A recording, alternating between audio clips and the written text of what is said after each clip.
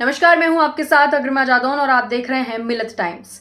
मेरठ के मुल्हेड़ा गांव में रहने वाले निसार और उनके परिवार के साथ जो हुआ वो सिर्फ व्यक्तिगत दुख नहीं है बल्कि समाज और व्यवस्था के लिए भी एक सवाल खड़ा करता है। ये घटना केवल एक व्यक्ति की संपत्ति से जुड़ी नहीं है बल्कि ये उस सड़ते हुए सिस्टम का उदाहरण है जो न्याय देने के बजाय भूमाफियों और सत्ता संरक्षित अधिकारियों को फायदा पहुंचाता है। निसार का परिवार सालों से मेहनत करके अपने भविष्य के लिए पैसे जोड़ रहा था। आखिरकार उन्होंने गाजियाबाद के लोनी में एक प्लॉट खरीदा। ये प्लॉट उनके जीवन की सबसे बड़ी संपत्ति थी। उन्होंने न केवल इस प्लॉट को खरीदा बल्कि उसकी बाउंड्री भी बनवाई ताकि उनकी जमीन पर कोई कब्जा ना कर सके। लेकिन उनके सारे अरमान ध्वस्त हो गए जब सत्ता संरक्षित भूमाफियों की नजर उनकी जमीन पर पड़ी। भूमाफियों ने पहले तो कुछ महिलाओं को प्लॉट पर कब्जा करने के लिए भेजा। महिलाओं का इस्तेमाल इस तरह की घटनाओं में इसलिए किया जाता है ताकि किसी भी विरोध की स्थिति में मामला उल्टा जा सके।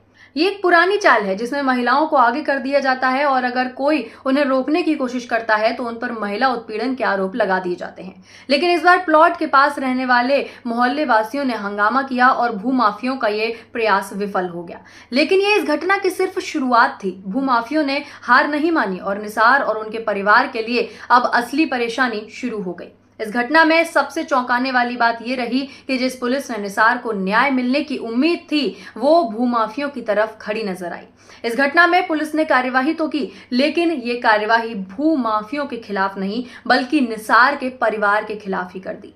निसार के एक बेटे को पुलिस ने बिना किसी ठोस कारण के गिरफ्तार कर लिया और निसार और उनका परिवार इस बात को लेकर पहले से ही परेशान थे कि उनकी जमीन पर कब्जा करने की कोशिश हो रही है और अब पुलिस ने उनके बेटे को भी गिरफ्तार कर लिया। ये घटना निसार के परिवार के लिए और भी दर्दनाक हो गई जब अगली सुबह उनके दूसरे बेटे को भी गिरफ्तार कर लिया गया।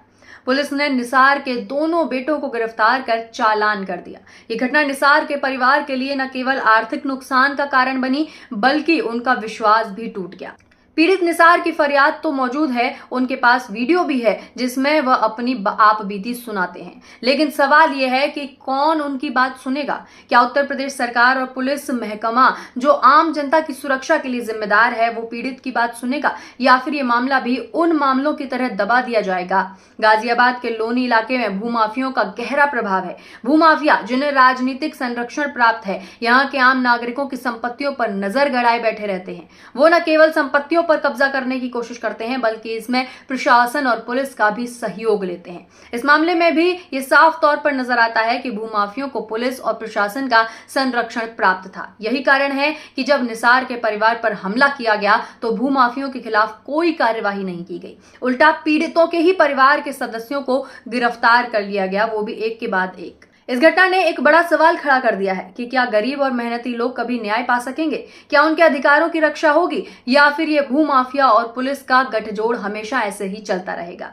निसार और उनका परिवार अब न्याय की गुहार लगा रहे हैं। उन्होंने स्थानीय प्रशासन और पुलिस को अपनी आप बीती बताई है लेकिन अभी तक कोई ठोस कार्यवाही नहीं की गई है। इस तरह की घटनाओं में अक्सर स्थानीय मीडिया की भूमिका भी अहम होती है क्योंकि मीडिया का काम है कि वो जनता के सामने सच्चाई लाए और ऐसे मुद्दों को उठाए ताकि सरकार और प्रशासन पर दबाव बन सके। लेकिन इस मामले में भी मीडिया का ध्यान भूमाफियों और प्रशासन के बीच के गठजोड़ पर कम है। यदि मीडिया इस मामले को जोर शोर से उठाती तो शायद निसार के परिवार को न्याय मिलने में देर न होती।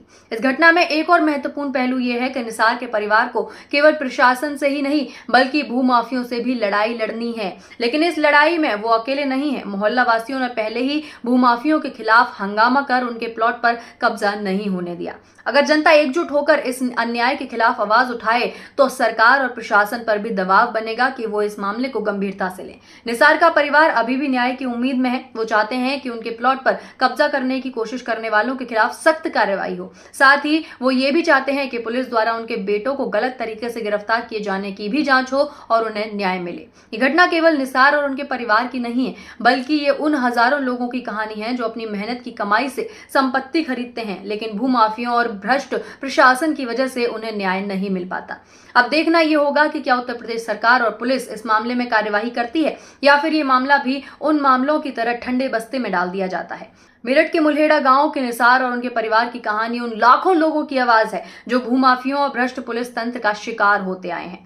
ये मामला सिर्फ एक प्लॉट पर कब्जे का नहीं है बल्कि ये न्याय और अन्याय के बीच की लड़ाई का प्रतीक है। इस लड़ाई में जीत किसकी होगी ये समय बताएगा, लेकिन जब तक जनता एकजुट होकर इस अन्याय के खिलाफ खड़ी नहीं होगी तब तक भूमाफिया और भ्रष्ट पुलिस तंत्र का ये चक्रव्यूह चलता रहेगा। अब ये देखना बाकी है कि उत्तर प्रदेश सरकार और पुलिस प्रशासन इस मामले में क्या कदम उठाते हैं। क्या निसार के परिवार को न्याय मिल पाएगा? क्या भूमाफियों के खिलाफ सख्त कार्यवाही हो पाएगी, या फिर ये मामला भी अन्याय और भ्रष्टाचार के साए में गुम हो जाएगा? इस घटना पर आपकी क्या राय है? क्या आपको लगता है कि निसार और उसके परिवार को न्याय मिलना चाहिए? क्या भूमाफियों और भ्रष्ट पुलिस तंत्र के खिलाफ सख्त कदम उठाए जाने चाहिए? हमें नीचे कमेंट बॉक्स में अपनी राय जरूर बताएं और इस मुद्दे पर अपने विचार साझा करें। धन्यवाद। मिलेट टाइम्स को जारी रखने और मजबूत बनाने के लिए हमारी आर्थिक सहायता कीजिए।